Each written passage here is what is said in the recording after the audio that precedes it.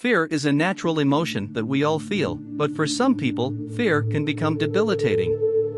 In this documentary, we will explore the world of phobias and how they can affect people's lives. For some, this fear lasts a lifetime. As a result of this fear, some people may have a panic attack. This phobia varies from country to country. This fear starts from our closest insect or animal. It is said that most of us are afraid of either cockroaches, spiders, or lizards. If the word is correct, then it can be said that the reason is these three animals or insects we see inside our house. So I am afraid of any of them since childhood. And whoever is not afraid of any of the three, take him in front of the rat, and he will be seen to have fainted with fear. Everyone has some kind of phobia. Any word, and I show you how the root of that word is Greek. Okay? How about arachnophobia? Arachna, that comes from the Greek word for spider, and phobia is fear. So fear of spider, there you go. At number 1. Arachnophobia, fear of spiders. Many may say it happens more to women. But according to research, 1 in 3 women and 1 in 4 men suffer from this problem. I was talking about arachnophobia. Its simple name in Bengali is fear of spiders. Arachnophobia sufferers have an intense fear of small and very common creatures called spiders. An example of which may be yourself. But the question is, why are we afraid of spiders? Even though we know that spiders can harm us, we scream in fear at the sight of them. But why? Why is arachnophobia? To answer this why, we need to know what a phobia is. A phobia is basically fear. No, not a simple fear. Very scary. Not writing well in the exam can lead to anxiety and fear while giving the result. But a phobia is not exactly a fear. It dwells in a man very richly and excessively.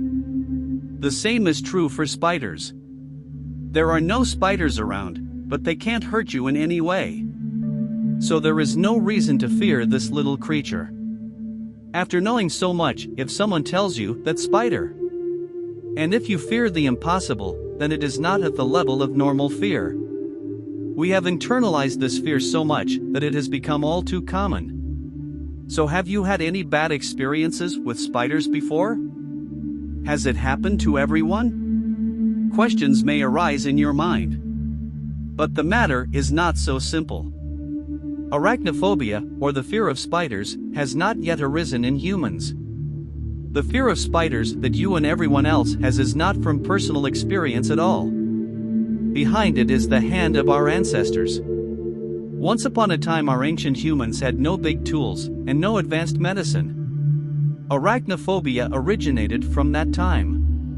Humans were likely to be attacked by animals of this particular tribe.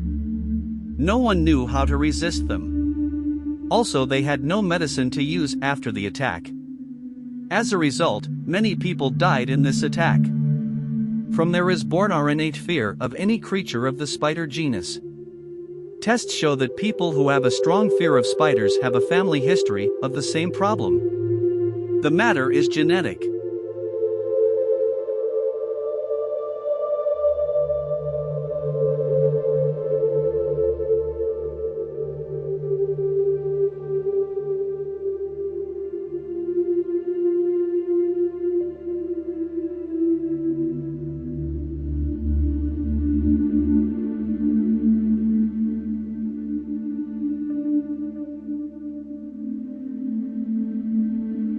At number 2, ophidiophobia. Ophidiophobia is a specific phobia, which is an irrational fear of curses. People with ophidiophobia experience excessive fear and anxiety in anticipation of the presence or encounter of the curse, which can interfere with their daily lives. Fear of curses is not uncommon and is thought to be an evolutionary adaptation, as poisonous curses were a threat to our ancient ancestors. However, for people with ophidiophobia, their fear response to the curse is exaggerated and out of proportion to the actual danger posed by the curse. Symptoms of ophidiophobia include sweating, rapid heart rate, tremors, difficulty breathing, and avoidance of any situation that might involve an encounter with a snake. Treatment options for ophidiophobia include exposure therapy, cognitive behavioral therapy, and medicine. Exposure therapy involves gradually exposing a person to snakes in a safe and controlled environment to help them overcome their fear. Cognitive behavioral therapy can help individuals identify and change negative thought patterns and behaviors related to their fear of curses. Medications such as anti-anxiety drugs may also be prescribed to help manage symptoms.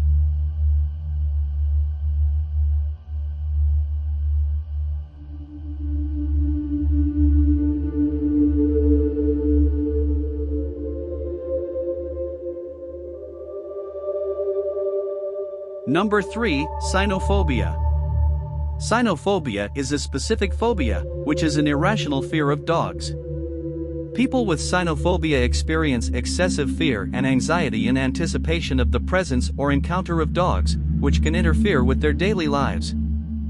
Fear of dogs is not uncommon and may be due to a traumatic experience with a dog in the past, such as being bitten or attacked. However, for people with cynophobia, their fear response to dogs is exaggerated and out of proportion to the actual danger posed by dogs. Symptoms of cynophobia include sweating, rapid heart rate, shaking, difficulty breathing, and avoidance of any situation that might involve an encounter with a dog. Treatment options for cynophobia include exposure therapy, cognitive behavioral therapy, and medication. Exposure therapy involves gradually introducing the person to dogs in a safe and controlled environment to help them overcome their fear. Cognitive behavioral therapy can change negative thoughts associated with a person's fear of dogs. Medications such as anti-anxiety drugs may also be prescribed to help manage symptoms.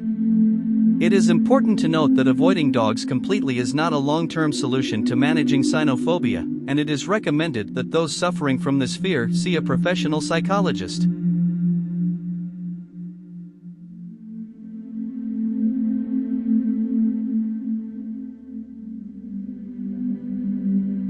Number 4, acrophobia. Acrophobia is a specific phobia, which is an irrational fear of heights. People with acrophobia experience excessive fear and anxiety in the presence or anticipation of heights, which can interfere with their daily lives. Fear of heights is not uncommon and can be caused by a traumatic experience in the past, such as falling from a height or seeing someone else fall. However, for people with acrophobia, their fear response to heights is exaggerated and disproportionate to the actual danger posed by heights. Symptoms of acrophobia may include sweating, rapid heart rate, tremors, difficulty breathing, and avoidance of any situation that may involve exposure to heights. Treatment options for acrophobia include exposure therapy, cognitive behavioral therapy, and medication.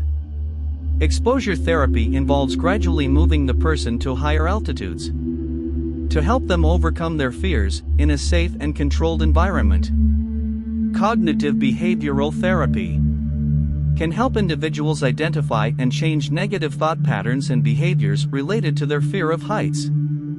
To help manage symptoms, medication, such as anti-anxiety drugs, may also be prescribed. It's important to note that avoiding heights altogether is not a long-term solution to managing acrophobia, and seeking professional help is recommended for those who suffer from this fear.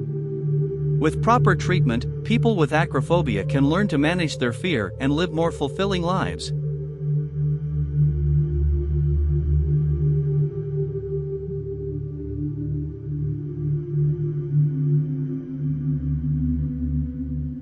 Aerophobia is a specific phobia, which is an irrational fear of flying or being in an airplane.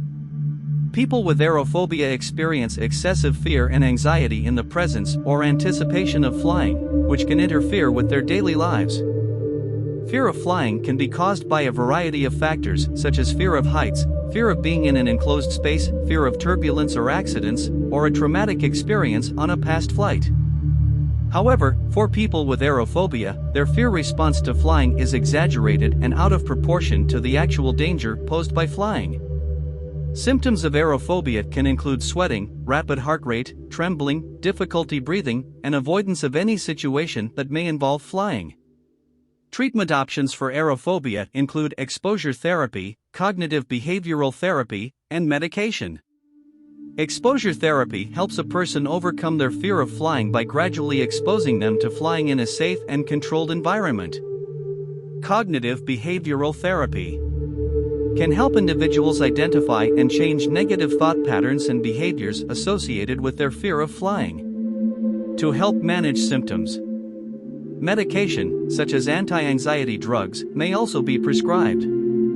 It is important to remember that avoiding flying is not a long-term solution to managing aerophobia, and it is recommended that those suffering from this fear seek professional help.